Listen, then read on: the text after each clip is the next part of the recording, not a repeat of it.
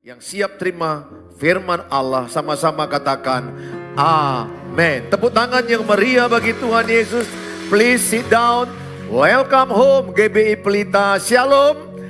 Nice meet you all. Please join with our social media. Silakan bergabung dengan sosial media gereja, sosial media Bapak Gembala Suheri Gultom. Sebab dalam menara doa pagi setiap jam 5 pagi kami ada di YouTube Suheri Gultom jam 5 pagi. Tim Menara Doa selalu mendampingi dengan pujian penyembahan dan firman Allah yang memberkati kita. Terima kasih juga buat tim EW, tepuk tangan buat tim Excellent Worshiper kita. Tim EW kita ini sudah begitu banyak berjasa untuk kemuliaan nama Tuhan. Hari ini saudara yang saya kasihi, saya juga menyapa shalom bagi saudara yang live streaming dimanapun saudara berada. God bless you all. Tetaplah setia di channel GBI Pelita dan Suheri Gultom. Hari ini kita akan belajar menjadi pribadi yang sukses. Berapa banyak yang mau 2025 ke depan menjadi pribadi yang sukses? Nah, bilang sebelahnya bangun kebiasaan baik. Tos kiri kanan, bangun kebiasaan yang baik. 2025 adalah the year of good habits. Ya, sekali lagi saya katakan 2025 adalah the year of good habits. Hidup berdampak melalui kebiasaan baik. Berapa banyak di antara saudara yang sudah melatih tidur jam 11?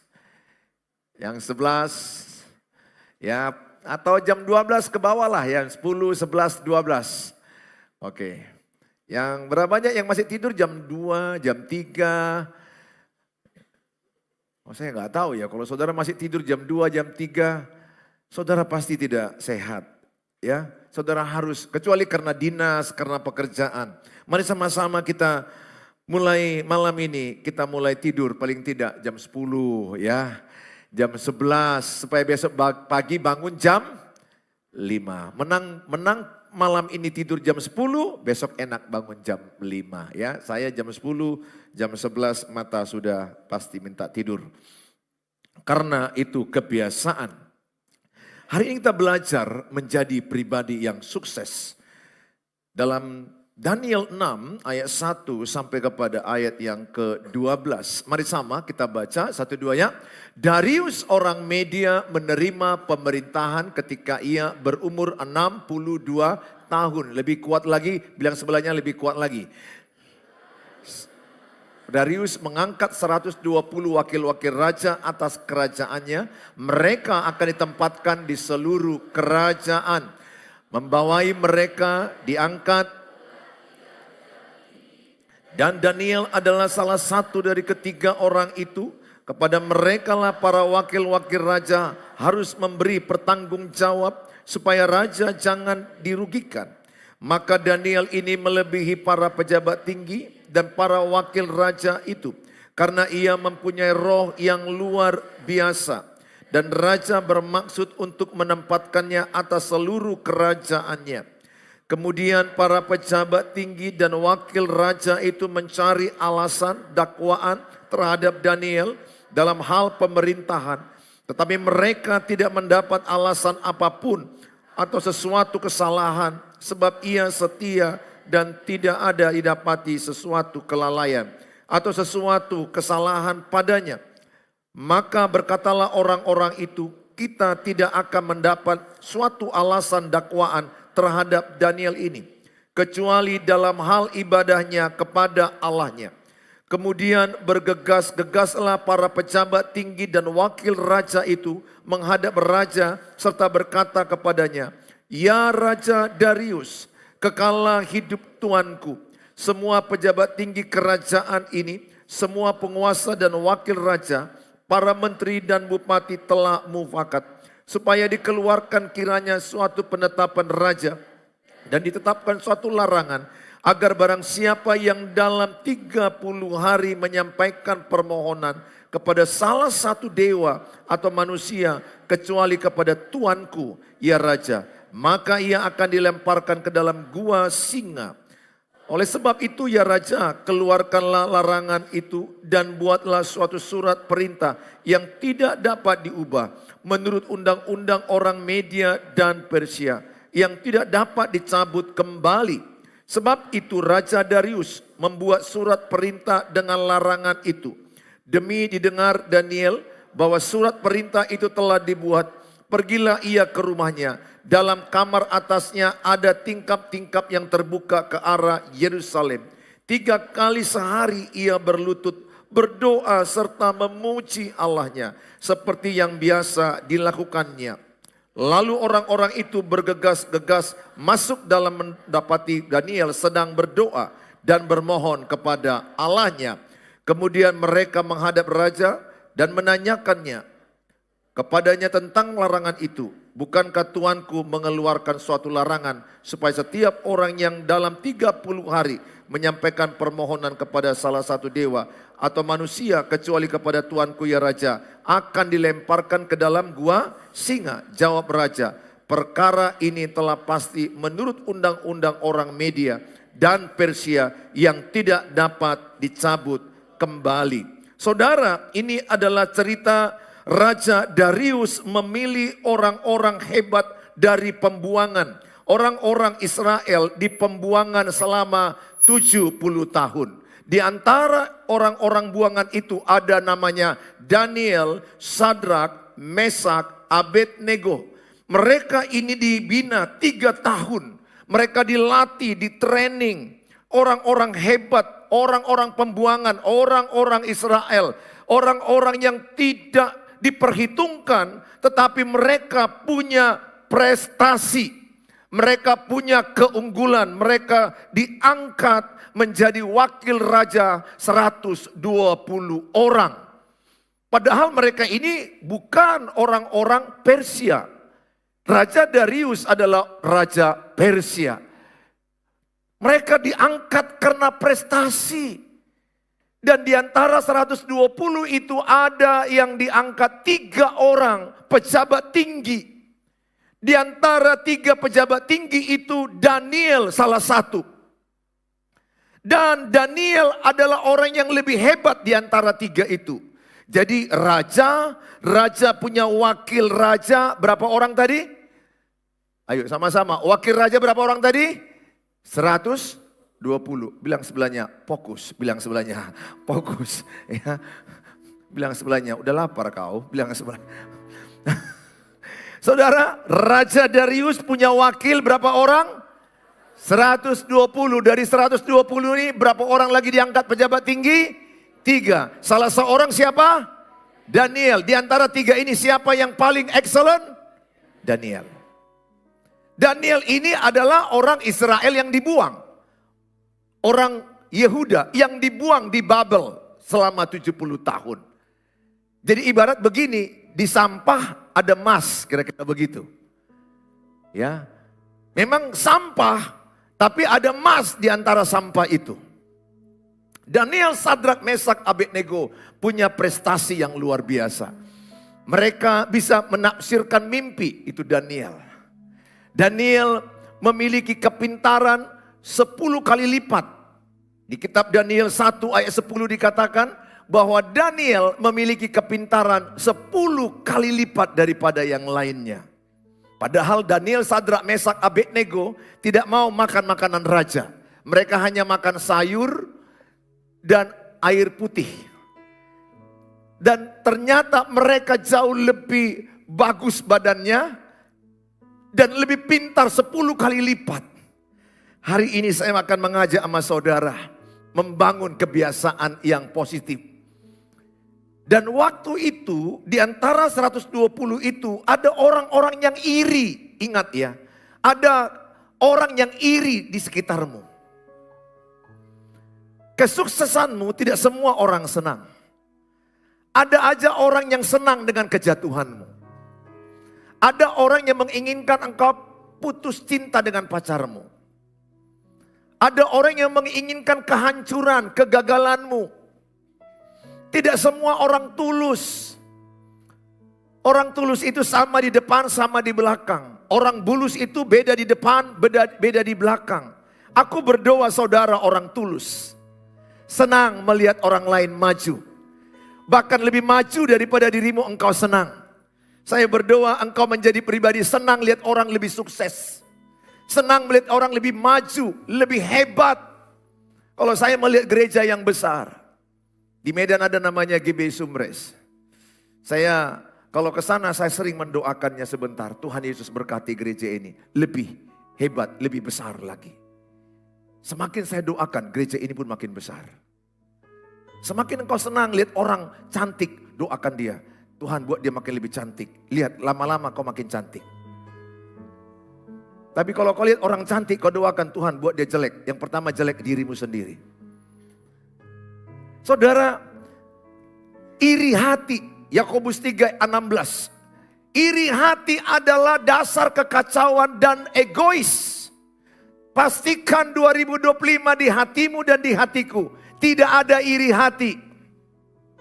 Sebab di mana ada iri hati dan mementingkan diri sendiri, di situ ada apa? Kekacauan dan segala macam apa? Perbuatan jahat. Kutanya, masih adakah iri hati dalam dirimu? Senangkah engkau melihat sebelahmu lebih cantik? Bilang sebelahnya, kau lebih cantik. Yang laki-laki lebih tampan lah. Senangkah engkau melihat tetanggamu lebih kaya? Karena ada tetangganya yang beli AC, dia yang kedinginan, cobalah. Tetangganya yang beli mobil, dia yang kepanasan. Lihat, perhatikan baik, ada orang gak senang orang maju. Pastikan di hatimu, buang iri hati. Pastikan di hatimu, senang lihat orang senang.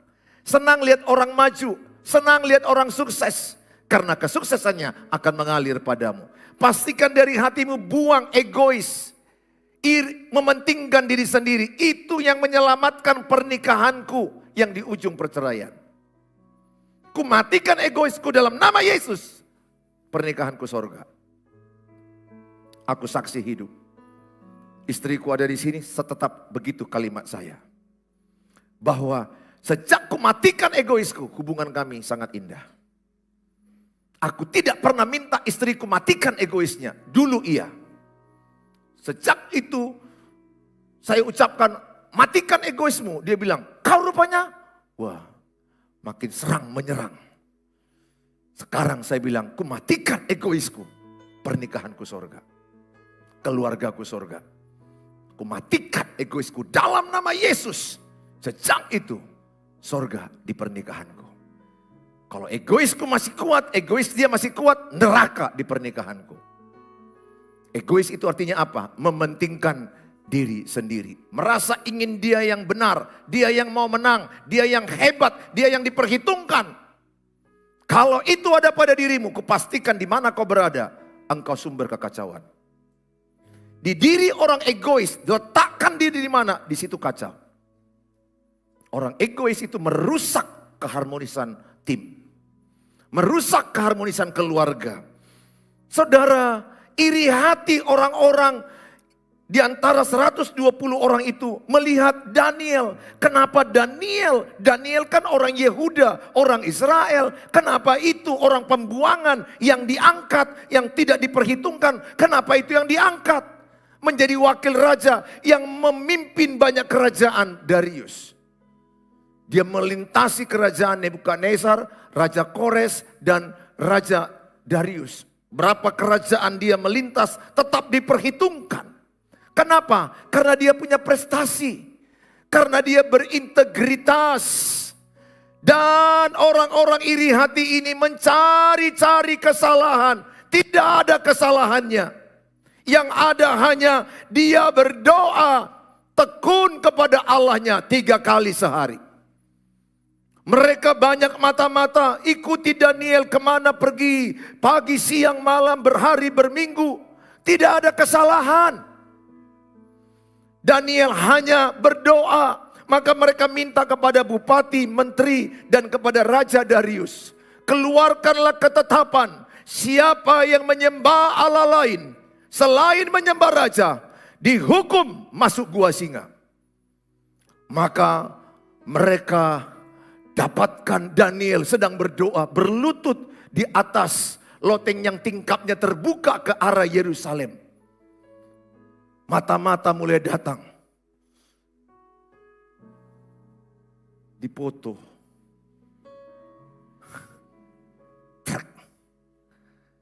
dibagi ke WA grup. Si Lamhot selingkuh.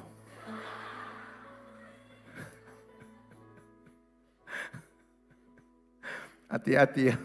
Waktu itu tentu belum ada ini ya, betul? Belum ada. Hati-hati. Teman-temanmu itu kadang-kadang ada itu musuhmu. Direkamnya ucapanmu. Pura-pura dia diletakkannya. Padahal sudah ada record. Pas terpancing pula kau ikut arus omongan dia menggosipi. Katakanlah yang kau gosipi itu si Charles, si Maringan. Kau gosipi si Maringan sama si Charles. Kau gosipi, memang itu si Charles itu ya munafik itu. Bertahu kau ya, semua itu mulai dari kepala sampai ke alas kaki uangku itu masihan. Rupanya di antara temanmu itu ada yang bermuka dua. Di rekodnya dikasih tahu sama si Charles. Charles, inilah yang dibilang si Leni sama kau. Nah saudara, karena dia suka sama si Leni. Bagaimana si Charles putus dengan si Leni? Itu tema drakornya sore ini. Akhirnya si Charles, apa kata dia? Ya ini adalah buktinya. Katanya tasnya, tas kau itu dia yang beli. Baju yang kau pakai ini pun katanya dia yang beli. Nih recordnya. Perhatikan baik, ada orang-orang yang iri hati di sebelahmu. Jangan fokus dengan pendapat orang tentang dirimu. Jangan fokus dengan apa kata orang tentang dirimu. Engkau akan lelah dalam hidup ini. Saya saksi hidup kalau saya fokus apa kata orang. Saya tidak ada di mimbar ini. Karena sudah kutelan semua gosip dan fitnah. Ada yang bilang saya pernah selingkuh di Nias. Karena saya sering ke Nias. Padahal di Nias itu ada sekolah misi yang dari Korea yang saya pemimpinnya.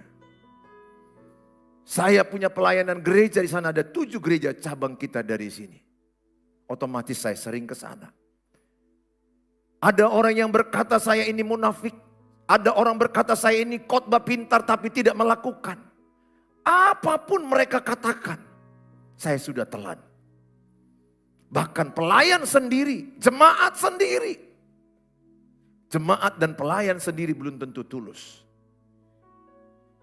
Saya mau katakan saya telan. Saya tidak peduli apa pendapat orang tentang saya. Kejadian 50 ayat 20. Kejadian 50 ayat 20. Ada banyak orang mereka-reka kejatuhanmu. Memang kamu telah mereka-rekakan yang jahat terhadap aku. Tetapi Allah telah mereka-rekanya untuk kebaikan. Ada banyak orang ingin menjatuhkanmu. Tapi ingat, ada satu tangan, ada tangan Tuhan ingin mengangkatmu. Banyak pendapat orang ingin merobohkanmu. Ingat, enggak semua yang kau buat di sosial media itu orang suka. Kau gandeng pun nanti istrimu, kau foto. Cek, upload Facebook. Bersama dengan dia. Itu captionnya.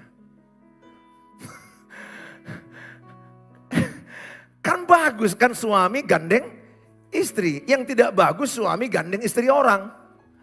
Kalau suami gandeng...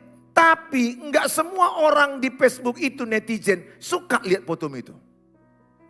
Akan ada orang yang berkata, alah, bersama dengan dia setan kau.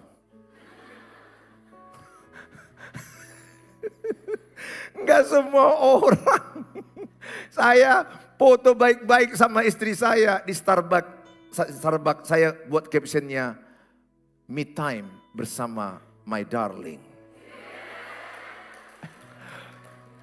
Baru datang netizen bilang begini, pendeta juga, jangan hanya di sosmed, buktinya lah yang penting katanya. Cobalah bayangkanlah, betapa toksiknya lah itu, cobalah. Sial naik buang dalam hatiku. Kawan pendeta, tega loh, pendeta. Ya Tuhan. Kan aku bilang bersama dengan my darling, me time.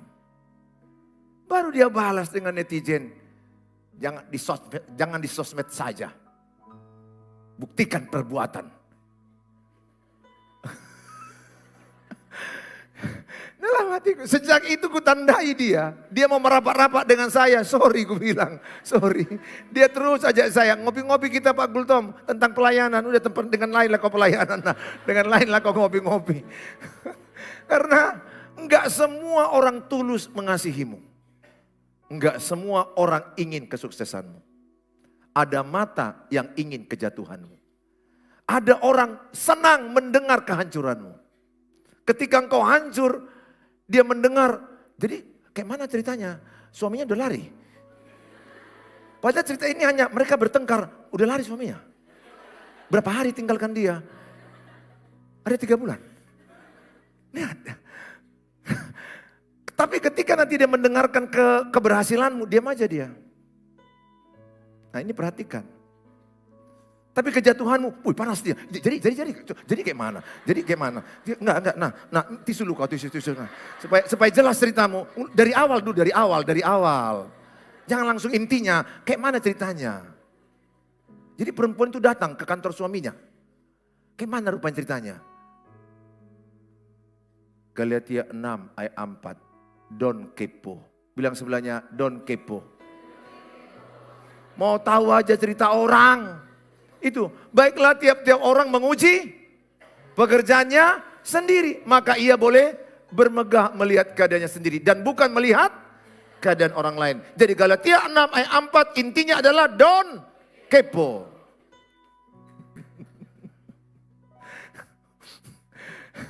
Saudara, orang-orang wakil-wakil itu iri. Dan akhirnya Daniel dimasukkan ke gua singa. Karena dia menyembah Allah. Israel, Allah yang hidup. Di gua singa, singa-singa itu tidak memakan dia. Ketika dia masuk, singa-singa berkata, welcome home.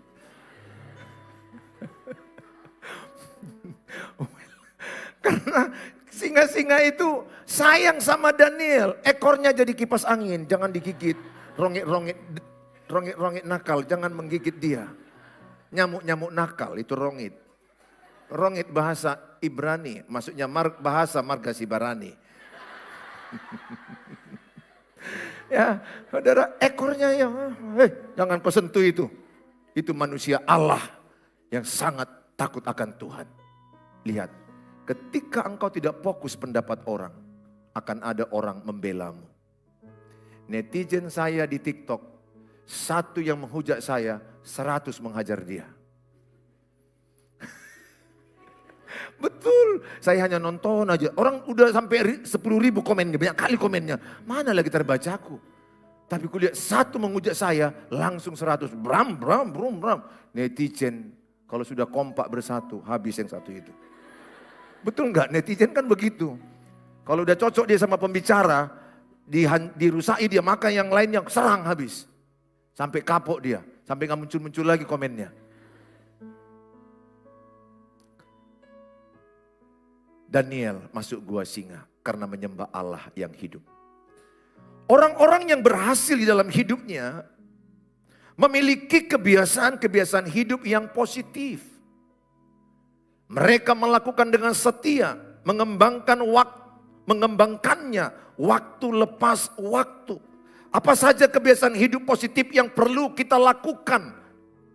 1, hidup berprestasi dan hidup berintegritas. Itu yang dilakukan oleh Daniel. Dia punya prestasi, pintar 10 kali lipat. Kedua, dia bisa menafsirkan mimpi tanpa diberitahukan Raja Nebukadnezar. Juru mimpi yang lain harus dikasih dulu mimpinya, baru ditafsirkan. Daniel tidak dikasih tahu raja, tapi dia bisa menafsirkan apa mimpinya dan apa tafsirannya. Sama itu dengan kalau kita menikah dengan seorang, pengalaman saya menikah dengan istri, maka saya kadang-kadang menafsirkan kediamannya. Saya belajar jadi juru tafsir. Ya, ingat ya. Perempuan ini tiba-tiba nanti dia ini kalau yang kau nikahi itu, lihat, laki-laki. Kalau saya bilang laki-laki jawab oi. Ya, laki-laki. Perhatikan istrimu. Sebagian yang jawab oi itu belum punya istri ya. Nah, pacarmu kalau punya pacar ya, minimal lah pacarmu. Kalaupun calon pacarmu lah atau siapa. Istri perhatikan. Kadang-kadang kita diam loh dia. Istriku kadang-kadang diam. Jadi kayak mana masalah itu? Ceritanya kayak mana? Dia mau, aku tahu sebelum dia kasih tahu, cobalah.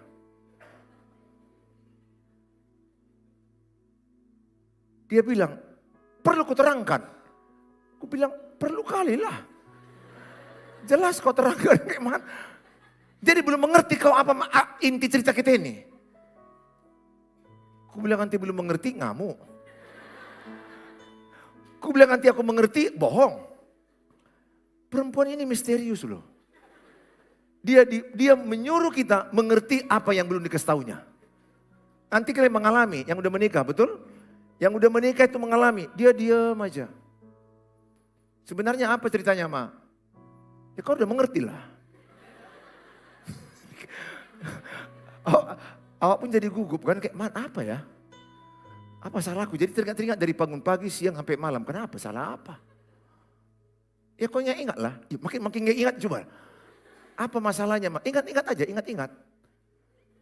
Aku ingat, nggak ada sebenarnya. Aku nggak tahu apa ya. Nah itulah perempuan, misterius. Kalau kita laki-laki tidak, jelas menyampaikannya.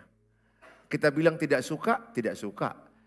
Kita bilang nanti makanan ini. Kalau orang itu susahnya bukan main. Satu waktu istriku bilang, kita habis gereja makan ini ya.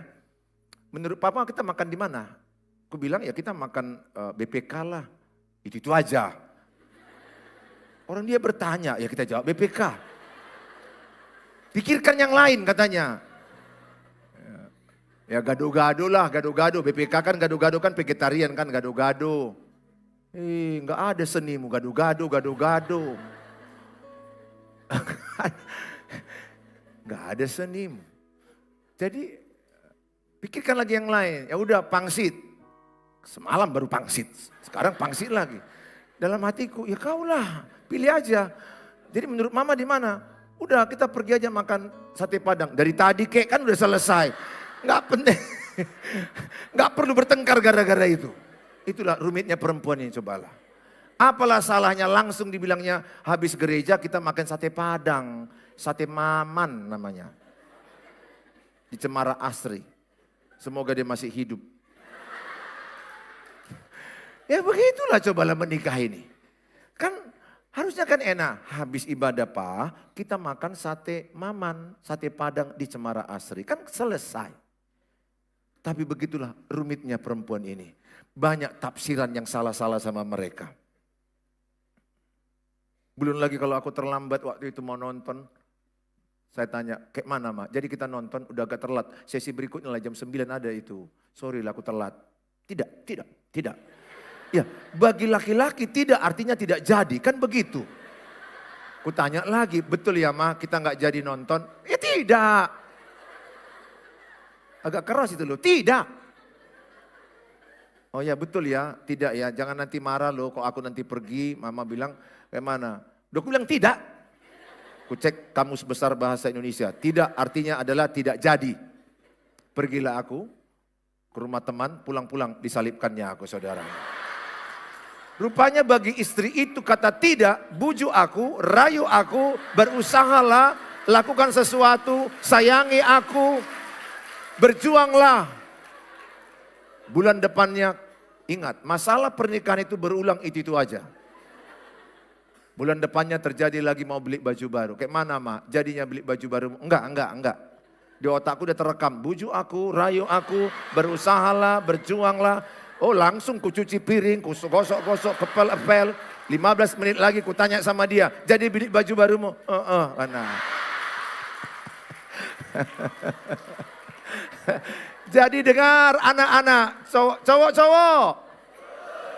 Kalau pacarmu bilang tidak, artinya apa? Bujuk aku, rayu aku, berusahalah, sabarlah, lakukan sesuatu. Oke? Itu les hari ini. Jangan mau kau dibohongi dengan bahasa mereka. Ya, saudara, kalau kita laki-laki bilang tidak, ya tidak. Itulah kami laki-laki simple. Perempuan lumayan rumit. Tapi memang kena banyak yang dipikirkan mereka ya. Nah saudara, kembangkan prestasimu. Gunakan waktumu untuk mengembangkan prestasi. Kitab Amsal 22 ayat 29. Pernahkah engkau melihat orang yang cakap dalam pekerjaannya? Di hadapan raja-raja ia akan berdiri, bukan di hadapan orang-orang yang hina. Apa arti cakap? Cakap artinya punya skill, punya potensi. Setiap kita minimal 1 talenta. Tidak ada di antara kita yang tidak punya potensi. Ada 1, ada 2, ada 5, tergantung kasih karunia Tuhan. Yang 1 itu gunakan. Jangan seperti di Alkitab, yang 1 itu menguburkan potensinya, talentanya. Yang 2 mengembangkannya jadi 4. Yang 5 mengembangkannya jadi 10. Yang 1 malas, bahkan mencari alasan. Sehingga dia menabur dan dia menyimpan talentanya. Dan Tuhan mengambil talentanya, memberi kepada yang 10. Saya berdoa saudara, punyalah kecakapan, jangan malas. Tidak ada alasan anak Tuhan miskin. Tidak ada alasan anak Tuhan miskin. Saudara, hidup di Indonesia ini penuh dengan kekayaan alam. Tanah subur, lempar kayu bisa tumbuh. Atau benih apapun bisa tumbuh. Lautan banyak ikan. Artinya apa? Kita hidup di Indonesia yang kaya raya dengan potensi alam. Tidak ada alasan tidak bisa makan. Tidak ada alasan tidak bisa beli beras. Kalau saudara menggunakan Alkitab yang berkata tangan rajin menjadikan kaya. Tangan malas menjadikan miskin. Kemungkinan orang miskin salah satu karena malas. Miskin itu artinya untuk beli beras aja gak cukup. Itu miskin maksudnya. Untuk sekolahkan anaknya di SD negeri aja pun gak cukup, padahal gratis. Untuk dia berobat aja bayar BPJS yang 25.000 sebulan pun gak cukup. Itu miskin. Salah satu adalah karena dia malas. Ibadahnya hebat tapi malas. Orang tidak kenal Tuhan Yesus tapi rajin diberkati Tuhan. Terlebih anak Tuhan Yesus. Engkau rajin dan takut Tuhan. Aku percaya berkat Tuhan berlimpah kasih karunia kepada saudara. Amin. Oleh karena itu jadilah orang yang berprestasi. Jadilah orang yang punya kecakapan, keahlian. Di samping raja-raja engkau akan berdiri. Dokter nggak cukup dokter umum. Sekarang eranya harus spesialis. Spesialis, subspesialis. Dokter umum ambil penyakit dalam spesialis. Ambil lagi dia sub ginjal. Sub pencernaan lambung dan usus. Dia harus sampai ke sana. Udah spesialis sub. Jadi saya mau sampaikan, saudara di ruangan ini harus ada kepakaranmu satu bidang. Saya pendeta, sekolah teologi. Pertama ambil misiologi. Saya lanjut kembali ambil teologi, bidang keluarga. Saya pendeta spesialis keluarga. Saya pendeta spesialis pernikahan, keluarga, parenting, mendidik anak. Karena itu teologi yang kuambil terakhir. Sehingga saya dikenal orang zaman now pendeta di bidang keluarga. Karena itu basic saya dan itu pengalaman hancur saya yang menolong saya. Sehingga saya mudah menyampaikan apa yang saya alami. Sehingga banyak orang diberkati viral di TikTok, di YouTube dan berbagai media. Instagram, Facebook. Artinya apa? Saudara jangan jadi manusia rata-rata. Saudara harus kenal potensimu. Harus ada kecakapanmu. Survei berkata, seorang yang menggunakan waktunya 2 jam sehari, konsisten, dia membidangi satu bidang, katakanlah dia 2 jam mengotak-atik HP, memperbaiki HP, hari pertama, hari ke-7, setahun, 2 tahun, maka dia ahli di bidang perbaikan HP. Hanya 2 jam tiap hari. Maka setiap orang yang rusak gadgetnya akan datang pada dia. Karena dia pakar di bidang perbaikan HP. Pakar di bidang perbaikan laptop, internet. Jadi saudara nggak boleh rata-rata, harus ada kepakaranmu, keahlianmu satu. Kalau ditanya orang, kau bidang apa? Kepakaranmu. Di bidang apa kehebatanmu, keahlianmu? Harus bisa kau jawab. Aku ahli menjahit. Menjahit bidang apa? Menjahit baju pengantin. Dia udah bisa menjahit khusus baju pengantin. Artinya apa? Saudara harus cakap satu bidang. Maka engkau akan dikejar orang ibarat gula dikejar oleh semut. Di mana ada gula, di situ ada semut. Lihat, orang masak yang enak. Dia buka restoran di tengah sawah pun rame. Saya pernah makan di tengah sawah. Saya bahas sama istri sama anak-anak. Kok rame ya di tengah-tengah sawah? Habis makanannya enak. Dikejar sampai ke sawah. Kurasa kalau dibuka dia pun di atas pohon kelapa. Kita pun makan di atas pohon kelapa itu. Saking enaknya. Habis itu jatuh kita. Maksud saya, kalau engkau punya kepakaran, maka saya katakan punya kemampuan. Sehingga majikan atau direktur, manajer akan berkata, ketika ada PHK, maka manajer akan berkata, Deborah itu jangan kau PHK. Mary jangan kau PHK. Abby jangan kau PHK. Itu orang-orang yang kecakapannya lebih itu. Ini jangan-jangan. Si Jaul Top PHK itu duluan. Si Gadohar itu langsung PHK. Si Lenot, itu PHK. Maksudnya ditanda-tandai nama-nama yang mana yang cakap, mana yang kan ini PHK. Kan langsung manajer kan direktur kan berpikir. Siapa yang mau dieliminasi. Nama-nama tadi ini yang ini jangan, yang ini jangan. Mau mati-matian kita tetap ini sini, tetap ini di sini. Uang pribadiku pun gak apa-apa untuk ini. Kalau ini Pak Hatop selesaikan ini. Sotar pakai.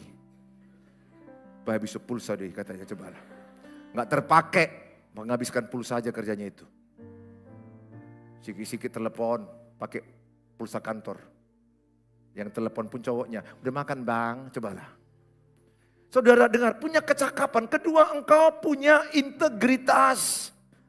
Dapat dipercaya, jujur. Kalau engkau punya kemampuan satu bidang yang hebat, pakar, dan engkau jujur. Dalam kitab Mazmur 37 ayat 37. Mazmur 37 ayat 37 sama-sama. Perhatikanlah orang yang tulus dan lihatlah kepada orang yang jujur. Sebab pada orang yang suka damai akan ada masa depan. Orang tulus, orang jujur, orang suka damai akan ada masa depan. Jadi engkau sudah pakar, ahli, dan engkau jujur, berintegritas. Dan engkau suka damai, gak suka ribut, gak provokator. Ada aja itu di kantor provokator. Ada aja orang yang ingin ada keributan. Tapi engkau tidak. Bosmu, majikanmu, surga dan bumi akan mempromosikan engkau. Kita kekurangan orang berintegritas di negara ini. Kekurangan orang yang jujur. Banyak lembaga-lembaga NGO yang saya kenal di luar negeri. Mereka berkata, kami kekurangan orang-orang yang dapat dipercaya di Indonesia. Sehingga kami turun langsung ke rakyat Indonesia. Pembangunan jalan, mereka langsung turun beberapa tempat. Karena mereka takut kalau dititipkan uang itu ke sini nggak sampai. Yang sampai hanya 10%. 90% hilang. Oleh karena itu saya mengajak semua saudara, jadilah orang jujur. Jadilah orang berintegritas. Kalau engkau jujur, Tuhan membelamu. Kalau engkau suka bohong, setan membelamu. Jadilah orang yang jujur, takut akan Tuhan.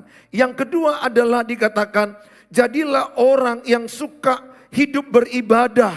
Orang yang hidup beribadah seperti Daniel 3 kali sehari. Daud 7 kali sehari. Tanya sebelahmu, kau berapa kali beribadah sehari? Jangan-jangan pun pas ibadah minggu pun tidur. Udah bangun dia. Saudara, kitab Maleakhi 3 ayat 18. Ayat terakhir, Maleakhi 3 ayat 18. Sama-sama kita baca. Maka kamu akan melihat kembali perbedaan antara orang benar dan orang fasik. Antara orang yang beribadah kepada Allah dan orang yang tidak beribadah kepadanya. Artinya kalau engkau beribadah sungguh-sungguh, engkau berbeda nasibmu dengan orang yang tidak beribadah. Berbeda, satu, anak Tuhan tidak pengemis. Anak Tuhan tidak peminta-minta. Anak Tuhan tidak akan jatuh miskin. Minimal berkecukupan. Ingat doa Bapa kami. Berilah kami makanan kami yang secukupnya. Minimal cukup anak Tuhan, tidak miskin. Yohanes 10 ayat 10 dikatakan, aku datang memberikan hidup berkelimpahan. Hidupnya Yesus berkelimpahan. Berkat juga berlimpah bagimu. Berlimpah artinya cukup bagimu, tapi engkau masih bisa memberikan makan sepiring nasi ke orang lain. Itu berlimpah. Berlimpah bukan bicara 5 miliar deposito, 5 mobil, 5 rumah. No. Berlimpah di situ artinya adalah hidupmu jadi berkat bagi orang lain. Cukup bajumu tapi masih engkau bisa mengasih baju sama orang lain. Cukupnya uangmu tapi bisa anak tulangmu sekolah di rumahmu. Itulah berlimpah. Engkau jadi berkat bagi orang lain. Aku berdoa, kembangkanlah kebiasaan yang baik. Kembangkanlah kebiasaan positif. Pakarlah dalam satu bidang. Punyalah prestasi. Kalau orang ingat namamu, orang akan ingat keahlianmu. Sekarang banyak orang mengingat saya pendeta. Bicara keluarga, pernikahan, undang pendeta Suheri. Banyak gereja yang mengundang saya. Sampai ke Batam, sampai ke Kalimantan, sampai ke Jawa. Karena apa? Saya belajar, saya baca buku, saya seminar, saya kuliah. Pengalaman kejatuhan saya dalam pernikahan menjadi kesaksian bagi banyak orang. Kegagalanmu bisa dipakai Tuhan jadi kesaksianmu. Kejatuhanmu bisa dipakai Tuhan menjadi alat kenaikanmu. Orang mempermalukan engkau, Tuhan bisa pakai itu mempermuliakan nama Tuhan. Pesanku sama saudara, jangan habiskan waktumu dengan sia-sia. Mulai hari ini tandai orang-orang yang membawa kau kepada hal negatif. Jangan berdekat. Jangan dekat dengan orang-orang yang membawa engkau negatif. Dekatlah kepada Tuhan. Dekatlah dengan orang-orang yang circlemu positif auranya. Yang membawa engkau semakin punya prestasi. Punya kecakapan, punya keahlian. Aku berdoa semua saudara pulang dari sini. Pahamilah satu bidangmu ada pakarmu. Ada kepakaranmu. Kalau engkau restoran, pakar di bidang restoran. Kalau engkau salon, pakar di bidang salon. Kalau bengkel, pakar di bidang bengkel. Kalau engkau pelayanan, pakar di bidang pelayanan. Jangan mediocre, jangan mediocrity, jangan rata-rata. Harus unggul satu bidang. Saya percaya engkau akan berdiri di samping raja-raja. Tepuk tangan bagi Tuhan Yesus.